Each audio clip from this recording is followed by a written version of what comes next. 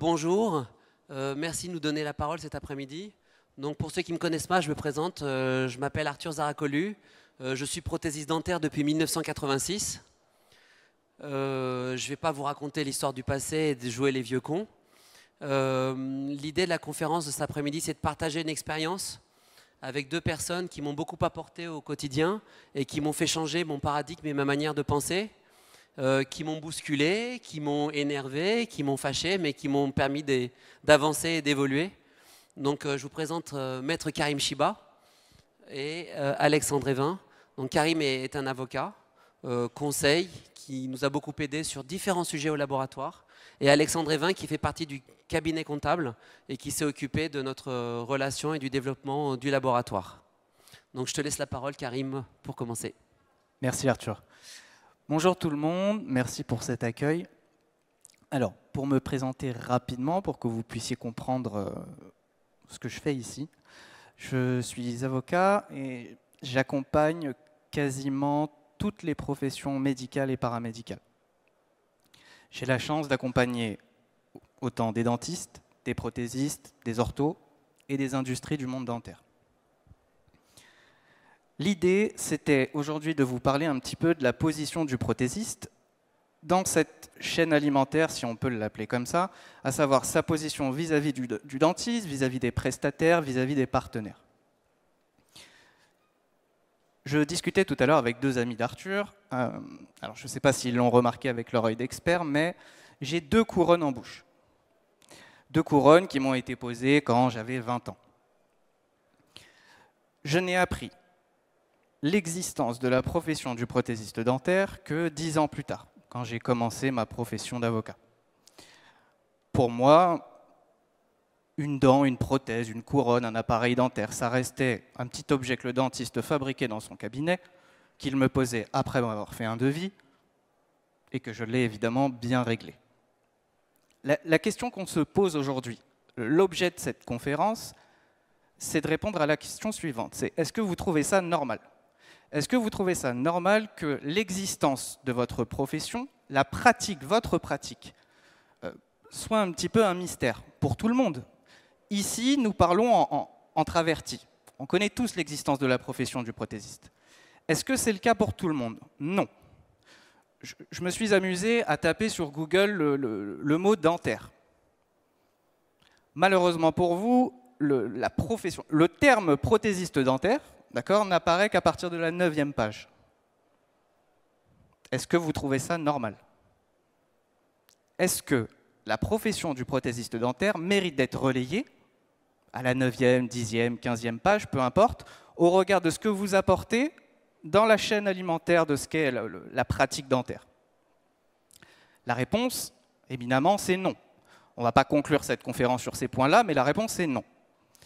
Aujourd'hui, on se posait donc la question de savoir est-ce que vous êtes vraiment le vilain petit canard de cette profession? Pour ça, on ne va pas vous présenter des éléments techniques, d'accord? On va plutôt vous parler, et on en discutait tout à l'heure avec des amis d'Arthur, d'éléments concrets de votre activité, de votre profession, de votre artisanat. On va se poser la question de savoir quel est le panorama actuel, où est-ce que vous vous situez? Est-ce qu'aujourd'hui, la profession du prothésiste dentaire, c'est à minima un laboratoire de 15-20 personnes, ou est-ce que c'est 1-2 personnes dans son coin qui travaillent et qui essaient de maîtriser ces difficultés? Ensuite, Arthur nous parlera concrètement des difficultés qu'il rencontre tous les jours. Et je pense que c'est ce que tout le monde attend. On tentera de vous apporter un début de réponse, à savoir comment se positionner vis-à-vis de ces problématiques, de ces difficultés.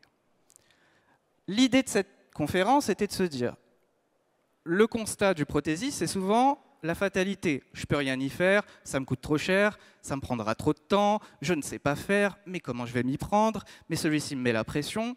Le but, c'est de vous donner les clés pour qu'à la fin de cette conférence, vous puissiez répondre à la question de savoir, est-ce que vraiment vous êtes le mauvais élève de la classe? En ce sens, je vous parle de la classe dentaire. Ou est-ce qu'il y a quelque chose à faire? Est-ce qu'il n'y a pas des exemples parmi vous qu'il faudrait peut-être mettre en tête de liste et imiter pour se dire il y a quelque chose à faire?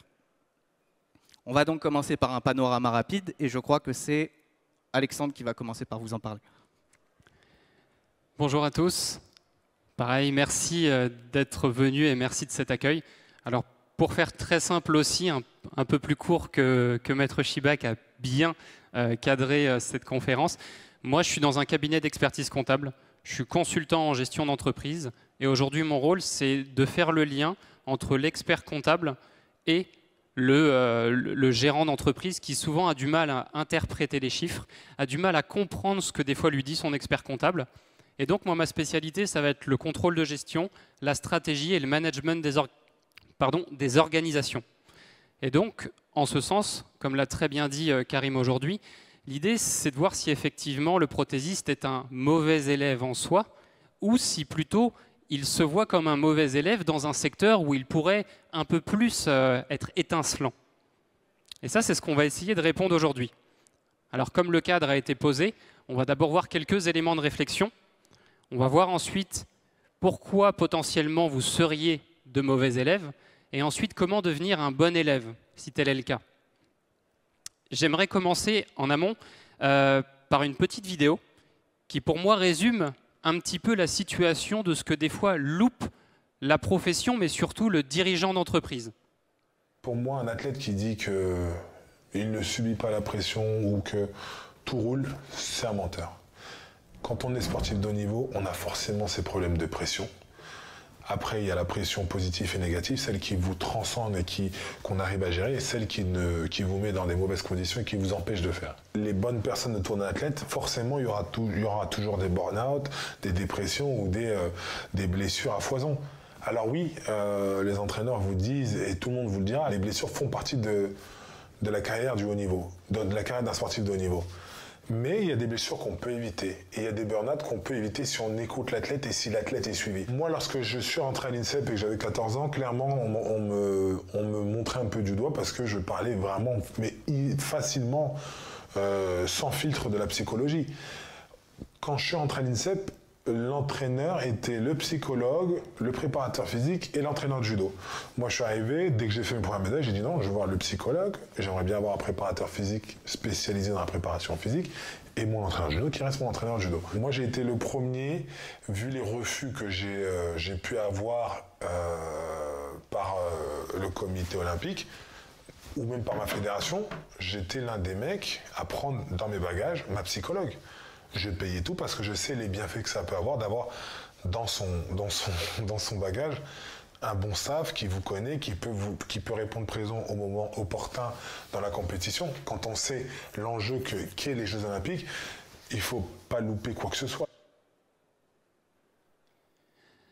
Alors, ce que dit ici Teddy Riner, comme vous l'avez compris, c'est la notion d'enjeu. Il le dit lui-même, l'enjeu c'est quoi ? L'enjeu ici, il l'a très bien dit, à 14 ans, déjà à 14 ans, c'était le premier à se poser la question de est-ce que le staff qui est autour de moi, c'est déjà le bon staff pour que je performe? Lui, je pense qu'il était déjà sûr de ses capacités. Maintenant, la question, au-delà des capacités et des compétences, si on peut faire le parallèle avec le prothésiste, au-delà du côté artisan et expert que vous avez, est-ce qu'il y a la capacité dans l'outil, dans l'organisation interne, dans l'ensemble de l'analyse des coûts? Est-ce qu'il y a tout ça autour de vous qui va faire que ça va rouler pour faire en sorte de faire étinceler votre expertise? Et bien lui, en tant que sportif, il s'est posé la question et il a dit plutôt que d'avoir une personne qui m'accompagne et qui fait tout, moi je veux éclater l'ensemble. Et avoir un psychologue à 14 ans pour gérer l'ensemble de la difficulté, de la pression et de la charge mentale avant les événements, ça a fait qu'aujourd'hui, il a été plus de 10 fois, il a quasiment été invaincu. Je ne dis pas que c'est un parallèle que vous devez totalement faire, mais sa compréhension aujourd'hui du schéma de la réussite, elle s'est faite très tôt et elle s'est faite autour d'un staff qui l'a aidé à vraiment étinceler. Alors, pour faire le parallèle et installer un peu le contexte, je me suis intéressé aux chiffres. Comme je vous l'ai dit, je suis avant tout un homme de chiffres. Et l'idée aujourd'hui, c'est que vous êtes 3490. On est un secteur qui progresse. Vous êtes de plus en plus. Ce qui, sur le papier, au début, m'a un petit peu alerté. Je me suis dit, tiens, dans un secteur où tout le monde trouve que c'est un peu plus difficile, qu'on se bat un peu plus, je me dis, il y a de plus en plus de monde. Je me dis, OK, je vais continuer de creuser. Je m'aperçois que c'est un secteur qui fait 1,53 milliard donc là, d'euros. OK, intéressant. Pareil, un secteur en croissance. Donc un secteur où il y a de plus en plus de monde et un secteur où il y a plus d'argent. Intéressant. Un secteur où il y a 95 millions d'euros d'investissement par an, en hausse de 6%. Donc un secteur où vous êtes plus nombreux, où il y a plus de chiffre d'affaires et il y a plus d'investissement. Qu'est-ce qu'on doit entendre au travers de ça? On doit entendre effectivement que pourquoi est-ce que vous êtes plus nombreux? Est-ce que c'est lié à une difficulté spécifique ou au contraire à des opportunités? Et pourquoi est-ce qu'il y a ce besoin d'investir qui augmente? Est-ce que le secteur ne serait pas en train de changer? Alors on va aller à l'intérieur du labo. Et à l'intérieur du labo, on a un premier élément de réponse. Il y a moins de gens qui s'installent en SARL, en société. Il y a beaucoup de gens qui commencent à s'installer en nom propre ou qui s'installent seuls. Et le fait qu'ils s'installent seuls, qu'est-ce qu'on peut en déduire? Que les gens aujourd'hui, ils ont envie de s'émanciper du management, ils ont envie d'être un peu plus tranquilles dans leur gestion, et ils se disent que gérer quelque chose que je peux gérer tout seul, c'est intéressant. Gérer les autres, c'est compliqué. 56% de la profession a moins de 5 salariés, donc la tendance, pareil, elle est haussière. Donc ça, pareil, c'est intéressant aussi comme élément. On s'aperçoit que la majeure partie des investissements se font dans le matériel ou dans la CFAO. On s'aperçoit aussi une chose un petit peu intéressante pour ceux qui ont des salariés, que seulement 43% des dirigeants aujourd'hui, la PPV, c'est la prime de partage de la valeur, anciennement prime Macron. Donc seulement 43% des dirigeants en ont donné. Donc ça aussi, c'est intéressant, ce qui montre aussi peut-être un état des trésoreries ou des difficultés des secteurs, ce qui est intéressant puisqu'on a dit que le secteur progressait. 52,5%, le secteur se féminise. Donc ça aussi, c'est une donnée qui est intéressante. Aujourd'hui, il y a plus de femmes dans ce secteur que d'hommes. Donc ça aussi, c'est quelque chose qui est un élément, ce n'était pas vrai il y a quelques années, mais la tendance commence à l'être. 34% de vos effectifs restent moins de 4 ans dans l'entreprise. Et si on continue dans les données, je vais parler de la dernière juste après, je vais revenir sur le 17 millions, mais la moyenne d'âge est de 40 ans et l'expérience de 7 ans et demi. Donc la plupart du temps, quand même, des gens qui sont installés dans la profession. Et si je dois insister sur le 17 millions, parce que c'est le seul chiffre aujourd'hui qui est en baisse, c'est la capacité que vous avez à réparer les choses gratuitement. 17 millions d'euros, ça vous coûte tous les ans. C'était 22 millions il y a 3 ans. C'est pareil, ça veut dire qu'aujourd'hui, vous avez remarqué que travailler gratuitement, et comme l'a très bien dit Karim, le secteur est en train de muter. Travailler gratuitement, vous le faites de moins en moins. Donc ça veut dire quoi aujourd'hui quand on voit tout ça dans ce panorama? Le prothésiste, il est en train de s'apercevoir que son secteur il change, que l'être humain il est difficile à s'installer, il est difficile à manager, qu'il va devoir investir dans un secteur qui devient de plus en plus technologique, et qu'au travers de ça, ces investissements vont devoir se faire en partie sur le matériel, en partie effectivement sur la CFAO, mais surtout, au travers de ça, il y a une typologie dans ceux qui ont bien sûr des salariés, comme toi Arthur, des salariés qu'il va falloir accompagner, qu'il va falloir vraiment driver et sur lesquels vous allez devoir vous former. Et ça va me permettre de faire du coup la transition avec du coup Karim et Arthur sur les 10 constats aujourd'hui qui posent question pour les prothésistes. Alors, pour présenter un peu le labo, nous sommes 10 personnes au laboratoire. J'ai un meilleur ouvrier de France. Il y a même un deuxième meilleur ouvrier de France qui nous accompagne. On est présumé être qualitatif. On est un laboratoire qui est présumé aussi travailler très bien. On a plutôt une bonne réputation, mais on n'est pas content de nous. On est un métier vraiment de passionné. On sait plutôt bien travailler, sans aucune prétention. On arrive à plutôt bien manager l'équipe. Ça se passe plutôt bien. Je vous dis, on est une équipe de 10 personnes. On s'entend tous plutôt bien. On a plutôt une ambiance familiale. Jusque-là, on a l'air de dire que l'entreprise est top et que tout va bien. Sauf que, au niveau chiffres, tout ce qui est refaçon, à un moment, on se dit on paye pour travailler. Donc, qu'est-ce qu'on fait et comment on peut agir là-dessus? Je reviendrai sur d'autres éléments autour de ça. Et on se pose la question, on se dit, le métier est vraiment en train de changer aujourd'hui. Et il est en train de changer très vite. Ce que j'ai appris à faire de 1986 aller à 2015-2020, le métier n'avait pas tellement changé. Depuis 2015-2020, depuis le Covid, tout s'accélère. Je ne sais pas si tout le monde le ressent, mais vraiment tout s'accélère. Et nous, on doit s'adapter à une nouvelle clientèle, à une nouvelle manière de manager, à des négociations, à énormément de choses, à énormément d'outils qu'on n'a pas. On a le prérequis qui est notre passion du métier. Mais cette passion ne nous permet pas de mieux vivre et pouvoir développer et d'arriver à créer une trésorerie. On est un laboratoire d'une dizaine de personnes. 10 personnes ont fait 1,1 million, 1,2 million de chiffre d'affaires, ce qui n'est pas énorme.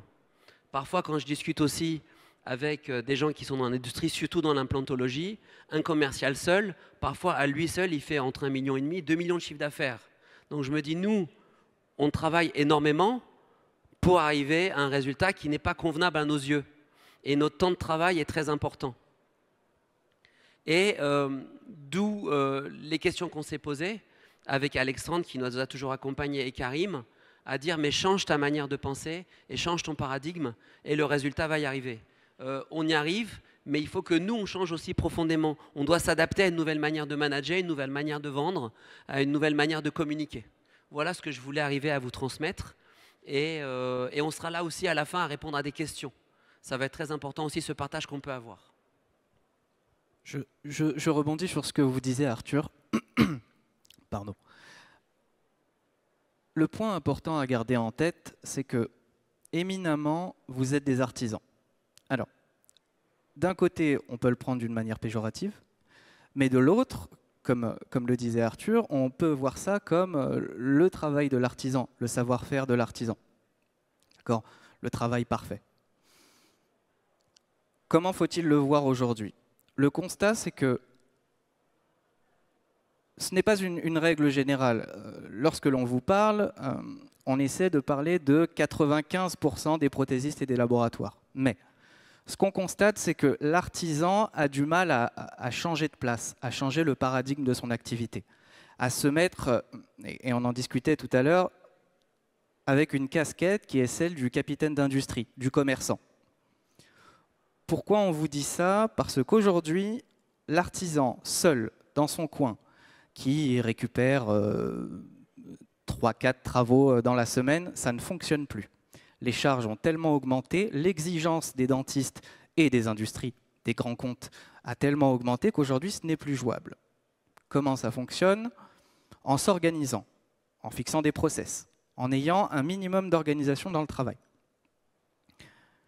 Ce qui est compliqué pour le prothésiste, à plus forte mesure lorsqu'il commence à exercer, c'est de se dire « je ne suis pas un artisan, je ne suis pas là uniquement pour faire une dent, je suis là pour manager une équipe, négocier mes contrats, gérer ma trésorerie, approuver mes comptes à la fin de l'année, discuter avec mon expert comptable de ce qui a été fait, distribuer mes primes à mes salariés, gérer mes contentieux avec mes employés qui me poseraient peut-être problème, essayer d'avoir une politique de développement commercial.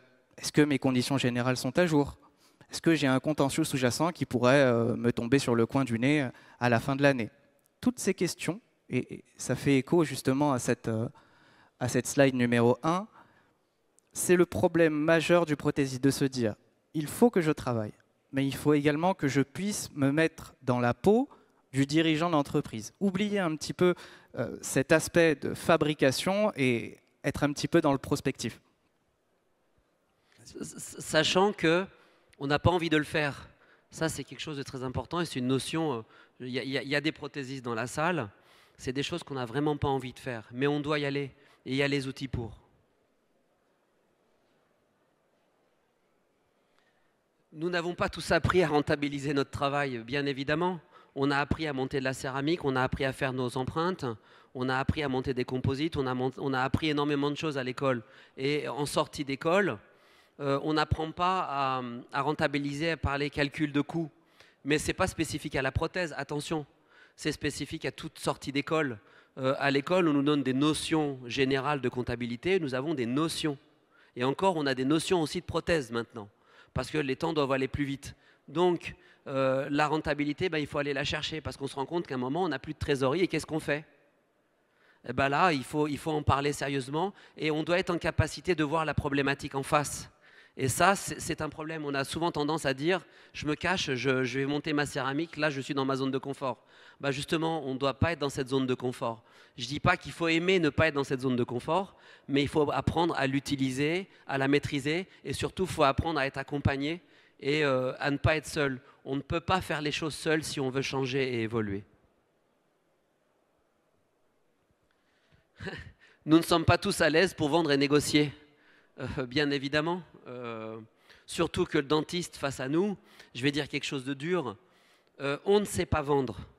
On ne vend pas suffisamment cher. Moi, au laboratoire, pour donner mon exemple, on vend une céramo-métal à 150 €, on vend une zircone stratifiée 200 €. Vous allez dire, waouh, c'est cher.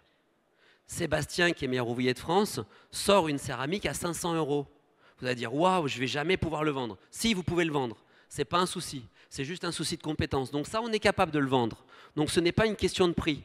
Mais derrière, s'il passe sa journée à faire une dent, ben on a perdu de l'argent. Oui, mais c'est une vitrine.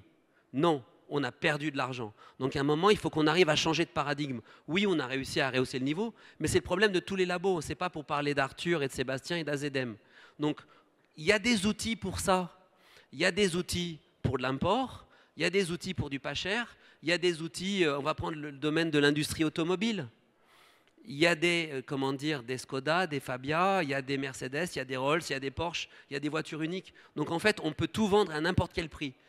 En fait, il faut qu'on soit en capacité de se libérer de ça. Par contre, il faut qu'on calcule bien et qu'on arrive à bien communiquer notre manière de travailler.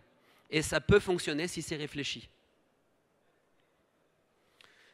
Nous avons tendance à regarder nos confrères pour faire nos tarifs. Évidemment, on l'a tous fait. Au départ, on regarde le voisin et on se dit « Tiens, je vais faire 5 € de moins que lui. » Oui, mais c'est pas bon. C'est pas bon du tout. Et le dentiste, il joue là-dessus. Bien évidemment. Et dans ce que je n'ai pas dit tout à l'heure, quelque chose de très très très important, c'est qu'on ne vend pas suffisamment cher notre prothèse. Parce qu'au-dessus de nous, le dentiste ne comprend pas notre métier, ne comprend pas ce qu'on est en train de faire. Le cœur et le sang qu'on met dans ce qu'on fait, le dentiste ne le comprend pas. Donc on le vend mal, même si on le vend cher. Une discussion qu'on a eue avec Denis au laboratoire, son épouse est dentiste. Au départ, quand ils ont collaboré tous les deux, son épouse disait « Mais moi, la prothèse, c'est 10% de mon temps. 1% de ton temps. » Son épouse qui dit ça, 1%, 10%.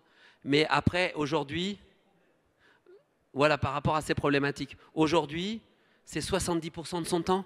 Elle a compris que la prothèse est très importante. Et ça, on n'est pas en capacité de communiquer ça à nos clients, d'arriver à être un vrai partenaire à eux et de leur amener des bons outils. Et un dentiste qui le vend 50 € plus cher, où est le problème au fond? Par contre, il faut que nous, on ait un vrai savoir-faire, il faut qu'on arrive à communiquer et à parler avec eux et pas les subir. Nous, là, vu qu'on a discuté au niveau des chiffres, à un moment on a dit, il y a des dentistes, on travaille, on paye pour travailler. À un moment on a dit stop. Mais si on ne se posait pas cette question, on continuait à travailler. Et c'est ce qu'il ne faut pas faire. Il est difficile de gérer son temps. Je parle de nous, je parle de mon histoire, je parle de chacun de nous. Notre temps est incompressible. On perd du temps dans une journée, mais on n'en gagne jamais. Ça, c'est très important, c'est des notions importantes. On perd du temps, mais on n'en gagne jamais. Et notre coût horaire est juste très, très, très, très mauvais. Donc, on doit arriver à le réfléchir, à le travailler pour améliorer ce coût horaire. Mais attention, ce que je vous dis, c'est sans aucune prétention. Le travail qu'on a fait beaucoup avec Alexandre et avec Karim, c'était ça ma problématique, c'est que je disais mais j'ai du temps, mais je dois répondre à un patient, mais je dois répondre au dentiste. Et en fait, on doit changer, on doit passer du mais au et. Et si on arrive à changer ça, bah à partir du moment où on prend conscience, on peut commencer à faire changer les choses. Tu te souviens de ce que je te disais? 1 minute, 1 €. Oui. Oui, mais ça, pour nous, c'est très compliqué en fait. Quand je parle à l'avocat, il va me dire, moi, mon coût horaire, c'est tant. Et puis nous, on dit, mais nous, on ne pourra jamais arriver à ça. C'est impossible parce que nous, notre coût horaire, une couronne à 200 €, c'est de l'expérience, c'est du plâtre, c'est de l'usinage, c'est de la céramique, c'est 5, 6, 7 heures de travail. Ça dépend le sang et le cœur qu'on y met dedans. Et c'est vrai que tu m'as beaucoup bousculé. Ça ne veut pas dire que je ne dois pas l'écouter. Ça ne veut pas dire qu'il a raison ou que j'ai raison ou qu'il a tort ou que j'ai tort. Mais à un moment, c'est d'être en capacité de dire, tiens, il me dit quelque chose et je dois arriver à changer les choses. Tu as parlé à un moment d'heures travaillées, de coût horaire. Ce que je constate souvent, alors dans la prothèse ou avec le dirigeant en général, c'est qu'on me dit des fois, je suis le premier arrivé, je suis le dernier parti. Je passe 12, 14, 16 heures au boulot. C'est ma deuxième maison, c'est même ma première maison au final. Mais je dis souvent, est-ce que vous vous êtes posé la question de la différence entre le temps de présence et le temps de travail? Et quand on se pose déjà cette question, on s'aperçoit que quand on rationalise, et souvent je m'amuse à faire le calcul et je dis sur un papier, vous écrivez ce que vous faites vraiment dans la journée. Déjà, ça permet de matérialiser les moments où vous perdez un peu de temps, où on vous accapare du temps, de la concentration. On dit souvent qu'en fonction des gens, pour se reconcentrer sur un événement, il faut des fois 5, 10, 15 minutes. Imaginez quand vous êtes tout le temps sollicité, téléphone, salarié ou autre. On arrive vite dans un coût horaire ou des heures travaillées qui n'ont plus de sens avec ce que vous faites. Et on n'a pas l'impression que c'est valorisé. Et ça déjà, c'est un premier exercice que vous pouvez faire. Est-ce que votre temps de présence est quasiment équivalent à votre temps de travail? Petite astuce que je vous donne. Et on a l'impression de bien gagner notre vie. C'est ça qui est terrible en fait. Moi, je connais plein de laboratoires qui font des horaires 10-15 heures par jour, qui bossent jour et week-end, qui gagnent bien leur vie, c'est vrai. Mais si on ramène ça au coût horaire et les efforts fournis, ben, il brûle sa santé, il brûle énormément de choses et il se piège lui-même. Et c'est de ça qu'il faut sortir de notre métier. Mais on n'a pas appris à le faire. C'est ça que je veux dire aussi, on n'a pas appris à le faire. Difficile de s'adapter à un secteur qui s'industrialise, bien évidemment. Alors je ne sais pas si vous serez d'accord avec moi ou pas. On est dans un vrai changement de paradigme réellement. Le numérique arrive de plus en plus. Moi, cette semaine, j'ai rigolé avec Sébastien. Cette semaine, justement, et Radouane, le chef de laboratoire, au niveau du plâtre, il y a 3 mois de ça, on avait un chariot qui était plein de modèles avec 2-3 boîtes de numérique. Cette semaine, on avait 3 boîtes de modèles physiques et on avait 10 boîtes de modèles numériques. Donc il faut qu'on soit en capacité de s'adapter. Et le secteur, oui, s'industrialise, mais on doit garder notre âme qui est notre artisanat et notre savoir-faire. Ça, pour moi, c'est tout à fait clair. Et on doit mélanger les deux techniques. On doit arriver à mélanger les deux. La slide numéro 6 est un piège. En réalité, on dit difficile de s'adapter. Votre but en tant que prothésiste et chef d'entreprise, ce n'est pas de vous adapter, c'est d'anticiper l'évolution du marché. On le sait, votre activité se numérise, ça va faire maintenant, sans exagérer, quasiment 5 ans. Combien d'entre vous ont déjà pris le pli? Combien d'entre vous sont déjà au fait et sont déjà totalement équipés pour réceptionner le tout numérique, pour pouvoir traiter du flux numérique à 100%? Très peu. Votre job en tant que prothésiste et en tant que chef d'entreprise, c'est de l'anticiper.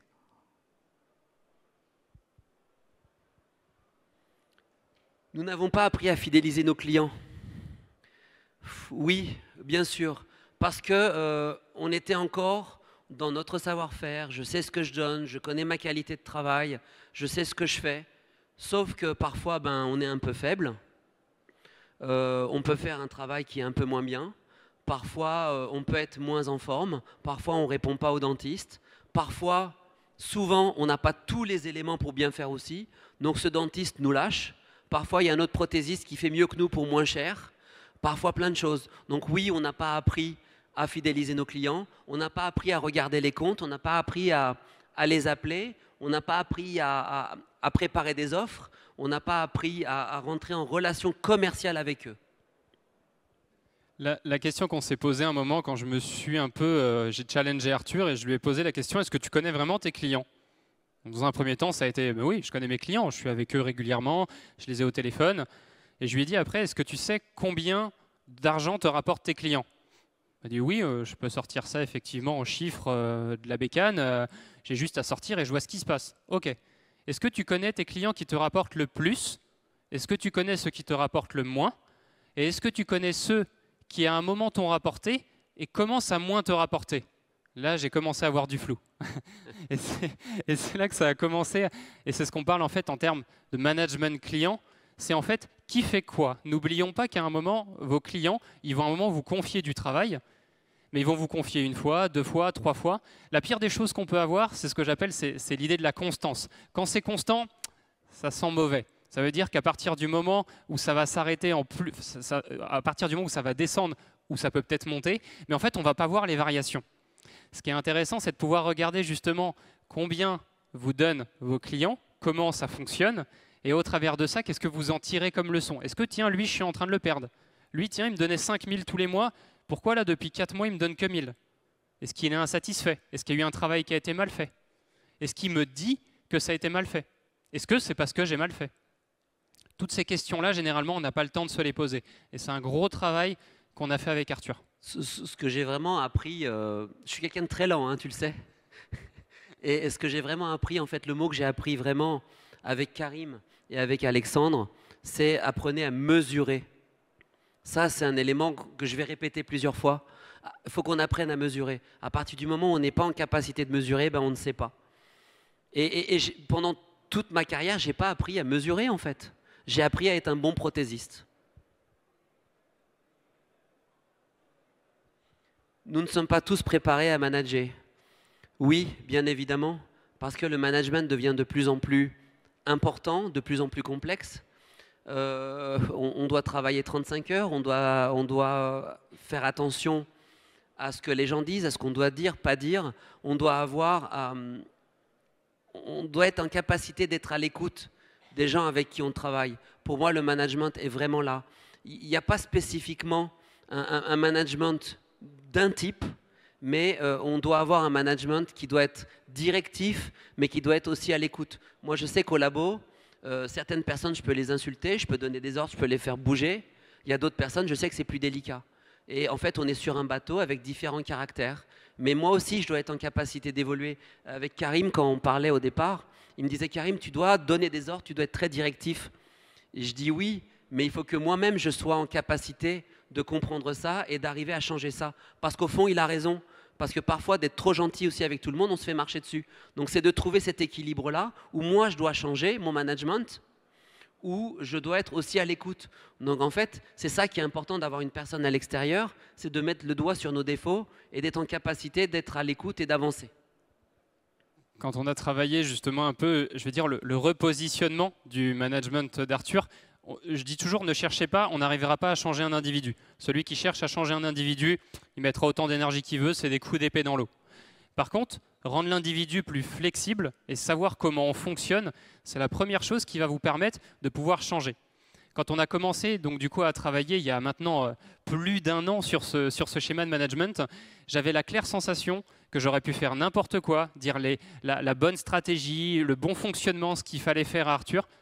Je pense que tu n'étais pas prêt pour le faire, pas prêt pour l'entendre. Et ce qui est très intéressant, c'est qu'il y a quelques semaines, je veux dire quelques mois, il y a eu un switch où il m'a dit « ça y est, j'ai compris. Ça y est, j'ai compris que maintenant, je peux faire ça. J'ai compris qu'en faisant ça, mon salarié a telle réaction. J'ai compris que je ne pouvais plus autoriser ça. » Et ça, c'est un schéma qui, des fois, peut prendre du temps. Et c'est pour ça que je vous dis, on n'est pas tous préparés effectivement à manager. C'est une vraie chose parce que chaque individu va prendre un certain temps à bouger. Et votre notion de flexibilité et d'adaptation en tant que dirigeant, elle est très importante. Je rajoute juste un truc, c'est que pour moi, et tu le sais, pour moi, cette partie-là au sein d'un laboratoire est une des plus importantes presque. Moi, j'ai besoin d'être bien quand je vais au travail et j'ai besoin aussi que les gars qui travaillent avec moi soient bien. Donc j'ai un travail à faire sur moi et sur eux. Pour moi, c'est important parce que ce que beaucoup de gens dans l'industrie ne comprennent pas, et même la comptabilité, plein de choses, là je peux être très critique vis-à-vis de vous, mais on a le même discours, c'est qu'une entreprise, ce n'est pas que des chiffres aussi. Donc je peux dire un peu le contraire de ce qu'on est en train de vous dire, et que la matière humaine est une matière qui change tout le temps, est une matière qui est hyper intéressante, mais il faut y travailler, mais c'est un travail constant le management. Et que la gestion d'une entreprise, c'est un travail constant. Et ce n'est pas parce que je l'ai fait une fois que c'est bon ad vitam aeternam. C'est totalement faux. On doit continuellement s'adapter et changer nous-mêmes. Il nous est difficile de bien mesurer, ben j'en ai parlé. Donc c'est une notion très importante parce qu'on n'a pas du tout cette notion de mesure. On ne l'a pas. On a appris à faire des belles céramiques. On a appris à passer du temps sur une dent. Moi, quand il y a une problématique au laboratoire, je suis capable de la résoudre tout de suite. Il manque quelqu'un en plate, je sais y aller, je sais diriger, je sais donner des ordres immédiatement. Je l'ai fait pendant plus de 30 ans. Comme tout laboratoire, on est très bon là-dedans.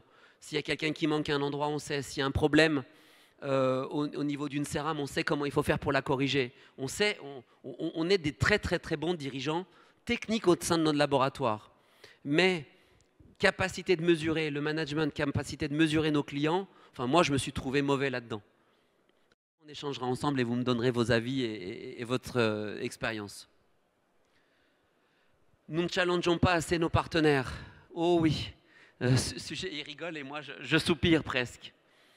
En fait, quand il dit nous ne challengeons pas suffisamment nos partenaires, on va parler des partenaires, comment dire, fournisseurs. C'est souvent ça notre problématique.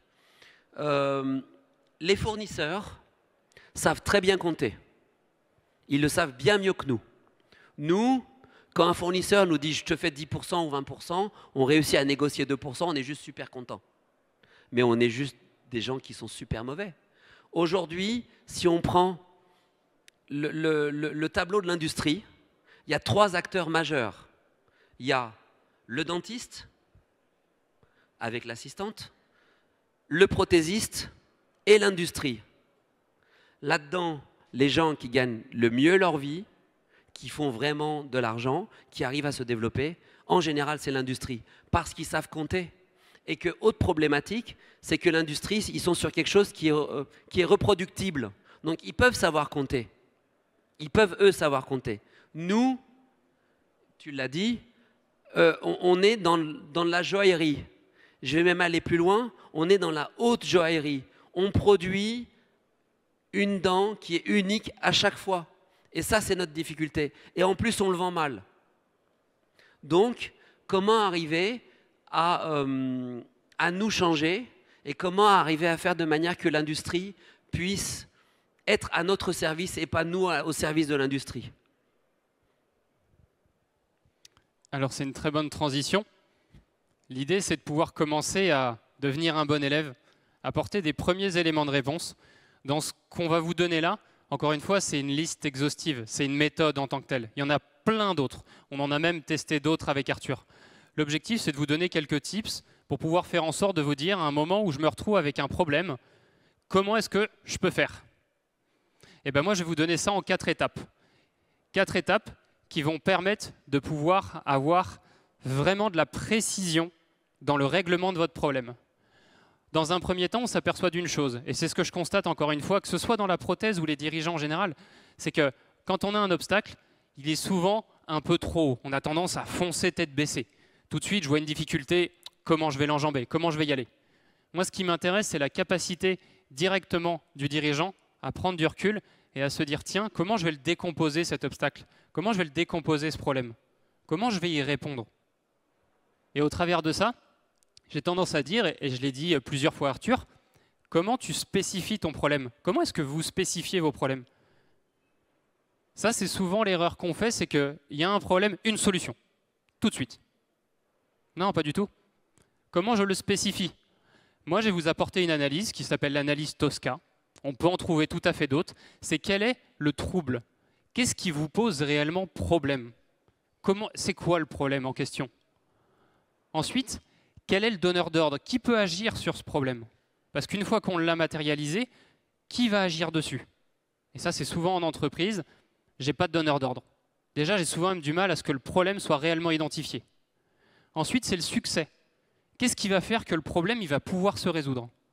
Est-ce que je peux le résoudre? Quelles sont vos contraintes? On en a parlé un petit peu tout à l'heure dehors avec Romain, la notion de contrainte organisationnelle, les ressources humaines, le temps, c'est quelque chose après lequel vous courez. C'est quoi les contraintes liées à ce problème? Et enfin, quels sont les acteurs? Est-ce que j'ai des salariés qui vont pouvoir m'aider à le résoudre? Est-ce que je vais devoir moi y aller tout seul? Est-ce que c'est un partenaire extérieur? Est-ce que ça va être l'avocat? Est-ce que ça va être le cabinet d'expertise comptable qui va pouvoir aider? Le fait de faire déjà cette première analyse, c'est spécifier votre problème. Et ça, encore une fois, j'ai un dirigeant sur 10 aujourd'hui qui me le fait et qui me le fait à peu près bien. Donc c'est très peu, très peu, très peu. Ensuite, une fois qu'on a spécifié notre problème, j'ai tendance à dire il faut le structurer. Comment on le structure? Effectivement, une fois qu'on a fait le Tosca, ça va vous empêcher de vous interdire d'envisager toutes les situations possibles. La première chose que j'entends souvent, c'est « Non, mais ça, je peux pas. Ça, j'ai pas le temps. Non, mais ça, je peux pas. Ça peut pas marcher. J'ai pas l'argent. » Ok, est-ce que tu n'as pas l'argent, mais est-ce qu'on peut pas faire rentrer un investisseur externe? Est-ce que la banque, elle peut pas accompagner? Est-ce que En fait, on omet souvent ce qu'on appelle des biais. On a une perception des choses, et parce qu'on a cette perception et qu'on reste dessus, on s'interdit de penser à tout. Moi, je dis, ouvrez, on verra par la suite si on peut penser à tout. Empêchez-vous de trouver des solutions immédiates. Comme je vous dis, problème, solution, non, ça n'existe pas. Ça ne doit plus exister dans votre profession et ça ne doit pas exister en tant que dirigeant. Vous allez aller dans votre schéma de perception et vous allez manquer des choses. La plupart du temps, vous verrez, le résultat il sera approximatif, ou si vous tapez dans le mille, c'est que vraiment vous avez eu un coup de bol. Et la dernière chose, posez-vous des questions au sein d'un arbre à questions. Pour ceux qui ne savent pas ce que c'est un arbre à questions, c'est ça. Alors j'en ai fait exprès, il est en tout petit, c'est pour que vous puissiez éviter de voir mon niveau de raisonnement. Mais pour vous donner une idée, quand je me pose une question sur un client, en moyenne, j'ai tout ce schéma de réflexion avant de commencer à la fin à poser des solutions. Une question amène une question, qui m'amène une question, qui m'amène une question, qui, ah, tiens, n'amène plus de questions.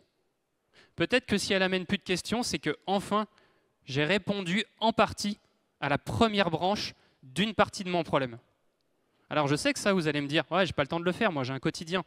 J'ai pas le temps de le faire. Ouais, je sais bien. C'est pour ça qu'aujourd'hui, nous, on accompagne les entreprises en ce sens. On est là pour aussi réfléchir. On est là pour aussi réfléchir à ces pistes pour pouvoir dire, donc là par exemple Arthur, quand il y a une contrainte sur les coûts, ben moi j'ai réfléchi à tout ce schéma-là. Qu'est-ce que tu en penses? Et ce qui est intéressant là-dedans, c'est qu'il a juste à me dire, ouais, ça c'est bon, ça c'est intéressant, ça c'est bon, ça je rajoute, et en fait on co-construit ensemble. Ce qui fait que déjà il y a plus sentiment de solitude, il y a plus sentiment de je ne sais pas faire, je ne peux pas le faire. On va construire des arbres comme ça de questions qui vont nous amener à la fin à des solutions purement opérationnelles. Et l'erreur que je vois, comme je vous dis, c'est que des fois la question elle est posée, juste après il y a la solution. Si vous me posez directement la solution ici, vous vous empêchez d'explorer tout ça. Alors peut-être que tout ça, ça n'amènera à rien. Mais au moins ça a été posé et on sait qu'on pourra ne pas y aller.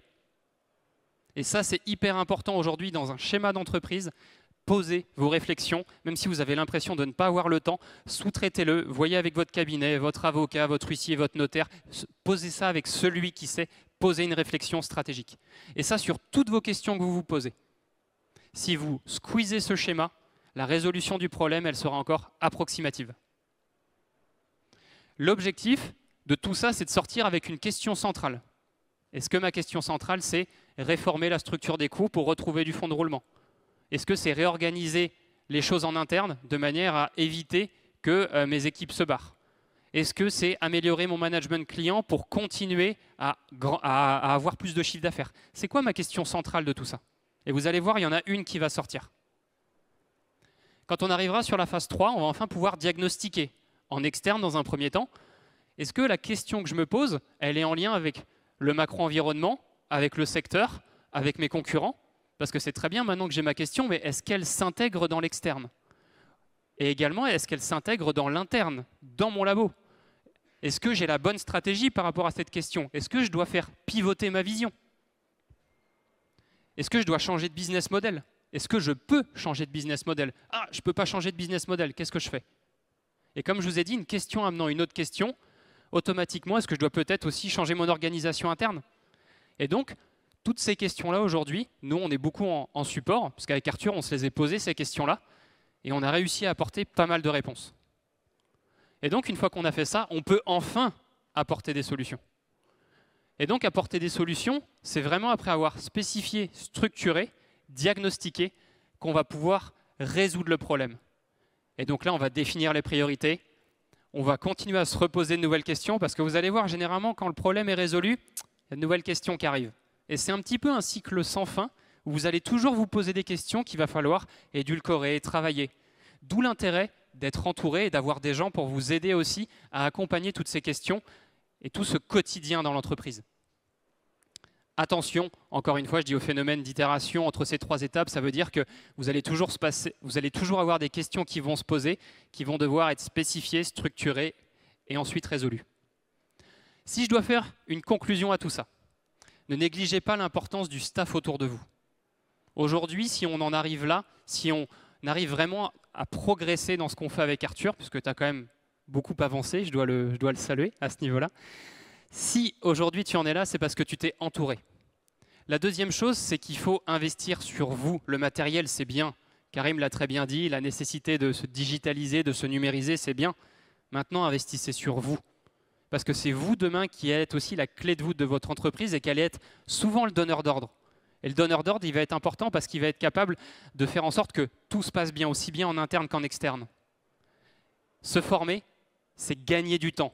Même si on a l'impression au début de je perds du temps, ça m'enlève du temps dans mon quotidien, je vois peut-être même pas ma famille, je travaille déjà beaucoup.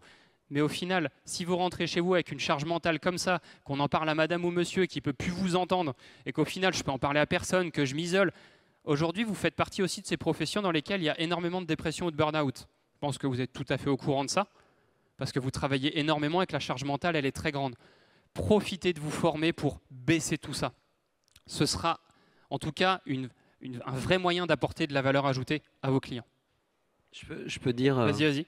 Je t'en ai parlé hier et je t'ai dit, tiens, il y a un mot et une phrase qui peut être très importante, c'est qu'il parle beaucoup de se former, de se former.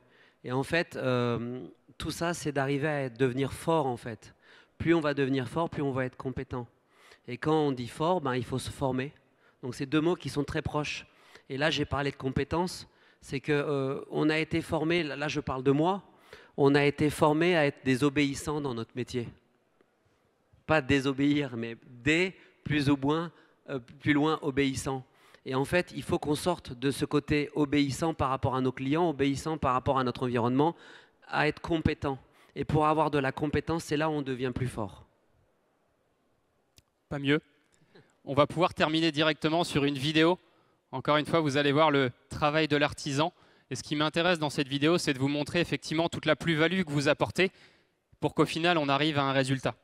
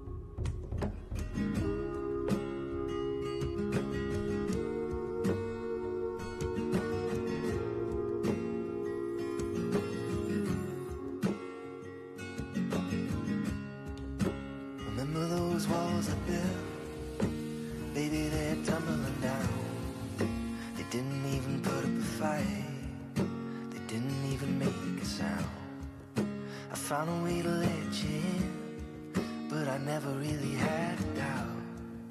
Standing in the light of your halo, I've got my angel now. It's like I've been awakened. Every rule you had me breaking, it's the risk that I'm taking. I ain't never gonna shut you out. Everywhere I'm looking now, I'm surrounded by your embrace. Baby, I can see your halo. You know you're my saving grace. Everything I need and more, it's written all over your face. Baby, I can see your halo. I pray it won't fade away. I can see your halo.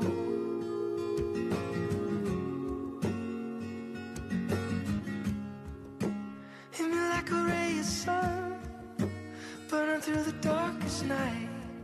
You're the only one that I want. Think I'm addicted to your light. I swore I'll never fall again, but this don't even feel like falling. Gravity can't forget to pull me back to the ground again. It's like I've been awakened. Every rule that I'm breaking, it's the risk that I'm taking. I ain't never gonna shut you out.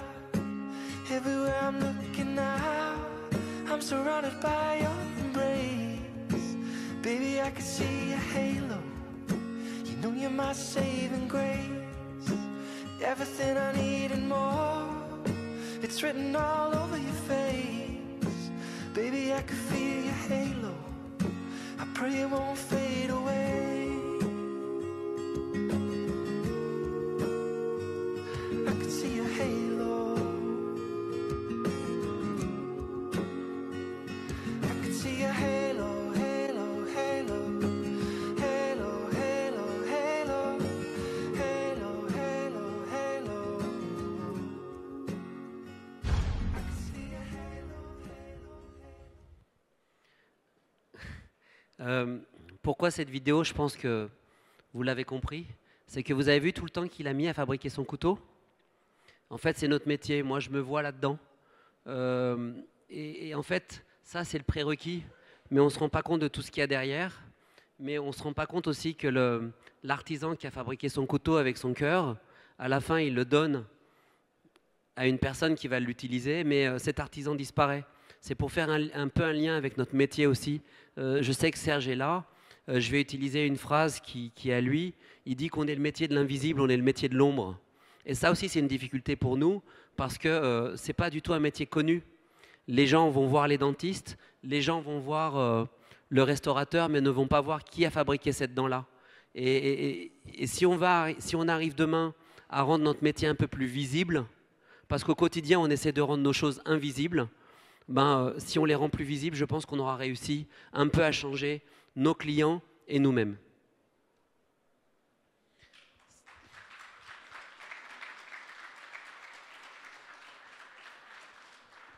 S'il y a des questions, on est tout à fait disponible. Il y a des questions, il y a un micro qui arrive au fond de la salle. Je m'octroie encore l'immense plaisir de vous poser la première question. Donc, si j'ai bien compris, il ne faut plus travailler dans l'entreprise, mais sur l'entreprise. Oh. Oui.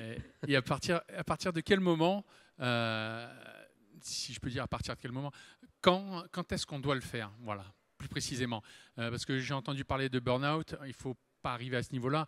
Donc, est-ce qu'il y a des voyants qui nous disent attention, c'est maintenant le changement? En fait, à partir du moment où vous reprenez une structure, où vous êtes en train de créer quelque chose, c'est d'avoir déjà les garde-fous en place. Parce que je dis souvent, c'est un peu, alors je viens de la banque et de la banque d'investissement, je dis toujours, on négocie pas un découvert quand il pleut. C'est trop tard. Donc on le négocie quand il fait beau. Dans le même style, on commence à faire ces outils-là et à préparer quand ça va bien. Et c'est quand ça va bien qu'on a aussi de l'énergie, on a du temps, même si le quotidien est très absorbant. Mais c'est dès le début, dès que vous récupérez quelque chose, posez-vous des questions sur vos équipes, sur vos coûts, sur vos partenaires. Est-ce que je suis bien entouré? Est-ce que je suis en capacité d'apprécier aujourd'hui combien je dépense dans telle structure? Est-ce que cet investissement est intéressant maintenant? Est-ce que j'ai mon plan moyen terme à 3-5 ans qui est fait? Même déjà, est-ce que j'ai une réflexion à 1 an? Est-ce que ma stratégie elle est mise en place? Est-ce que j'ai une vision? Pourquoi je fais ce métier-là? Est-ce que ces questions-là, elles ont été posées et répondues? Il faut se les poser dès le début, hein, parce que sinon, quand on commence à se les poser alors qu'on a déjà 5, 6, 10 ans de boîte, je peux vous assurer que c'est des accompagnements que je fais qui durent entre 1 à 5 ans. Parce qu'on va toucher à l'individu, on va toucher à des choses qui sont ancrées. On dit que pour changer une habitude, c'est entre 60 à 240 jours. Une habitude. Je vous laisse imaginer le nombre d'habitudes qu'on peut mettre en place au bout de 5 à 10 ans. Si ça permet de répondre à la question. Merci. Ouais. Il y a d'autres questions dans la salle? Il y a des micros. Hein. Vous levez la main. Non, apparemment, il n'y a pas d'autres questions. C'est qu'on a été je vous remercie. C'était, comme d'habitude, super. Merci Arthur. Merci Maître. Merci. Merci à vous. Merci à vous.